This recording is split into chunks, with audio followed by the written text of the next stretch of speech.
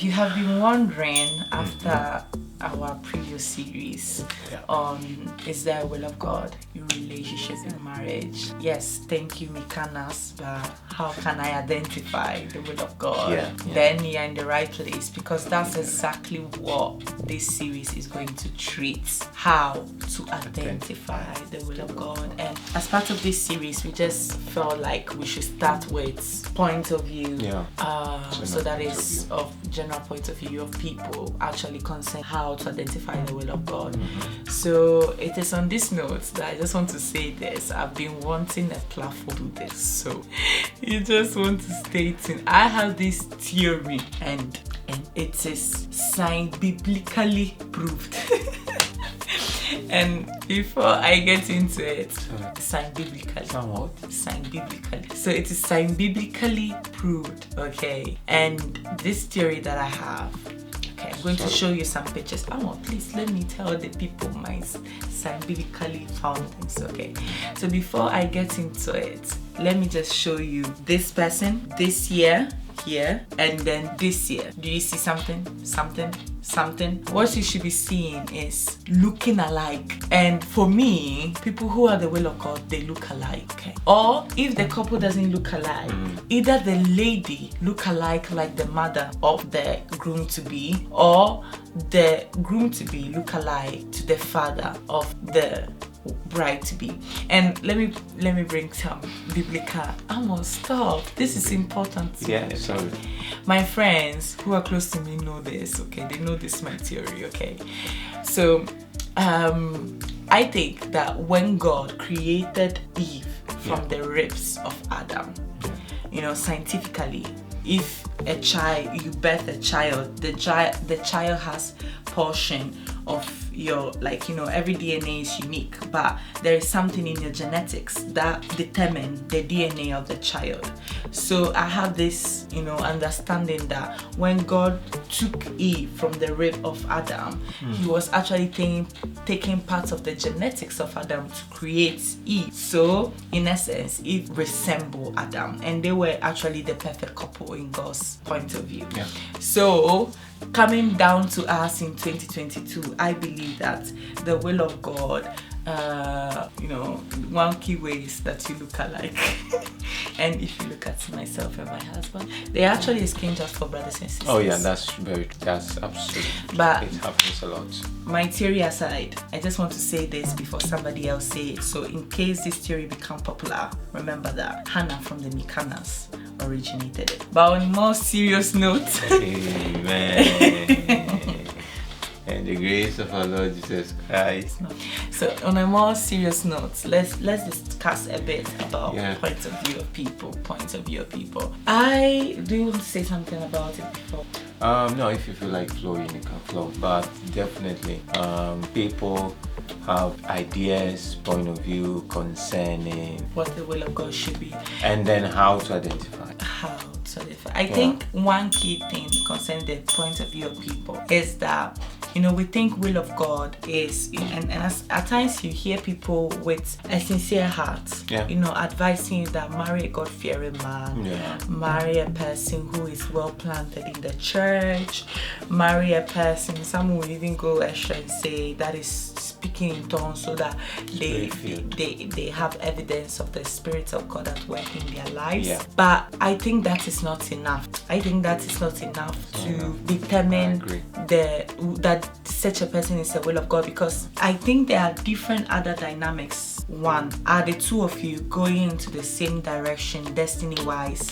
You may be seeing a tongue speaking person, a God-fearing, born again person, but the person is meant to be in the scientific field while you are in arts. There is a way in God's understanding to blend things, but I'm just trying to bring scenarios to make us understand that destiny wise, you need to know that the both of you are working towards the same place. Or a very classic thing is that, and I'm using ministry, that you are called into ministry, and the other person might rightly not be also.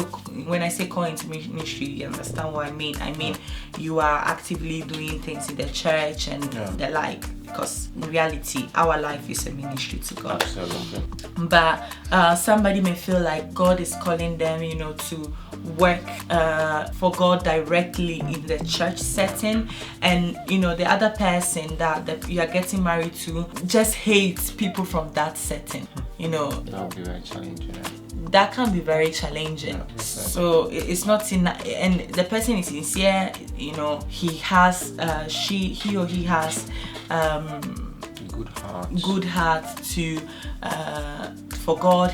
The person loves God. The person is born again, tongue speaking. But this tells you that probably if you marry the person, after week 1, 2, that you say, oh, we have a meeting, I need to go, the person will be like, no, you're staying with me.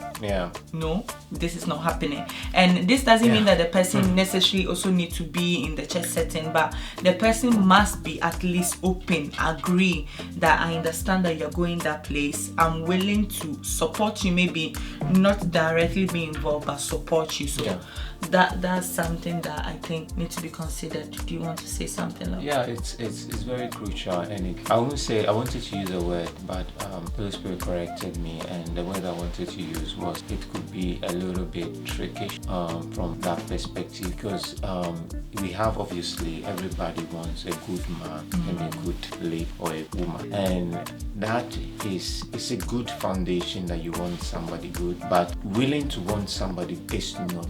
Can you expand? The idea of somebody good, some people just, somebody who will care for, take care of me. As a man, genuinely, when people say that, I think that they don't think of somebody who can also bring, let's say, a little bit of discipline. And when I say discipline, please don't go into abuse. I'm not talking about that. Discipline is somebody who challenges to be better, to better of yourself, form in you that right measure of Christ that actually breaks the seal that makes you come out as you should be. So sometimes we don't think to that extent. We want that, that classic is nice, we eat something together. Vacation will be rampant. Vacation, right, will be rampant. Will be, you have already imagined all the 72 Valentine days that you have together. Hey, wow. This one I'll put this one I'll put. So all those things sometimes stays in our heart, an idea and a point of view of who I want. And that actually affects and impacts point of view.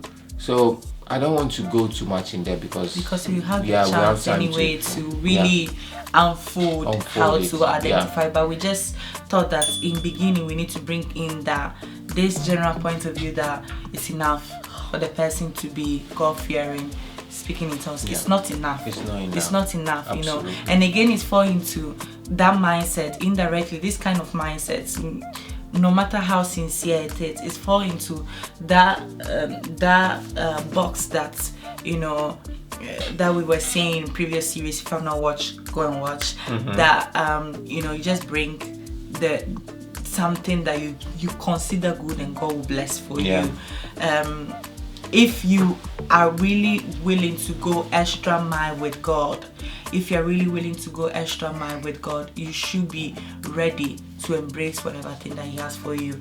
And that's the reason why Bible makes us understand in Proverbs chapter 14 verse 12 that there is a way that seems right to man, but its end leads to destruction. So it seems right, it's good, it's appealing, it's fantastic, it's perfect, but then it might lead into destruction. Not because the person is evil, not because the person is a wizard or whatever, but it's simply because your destiny crashes.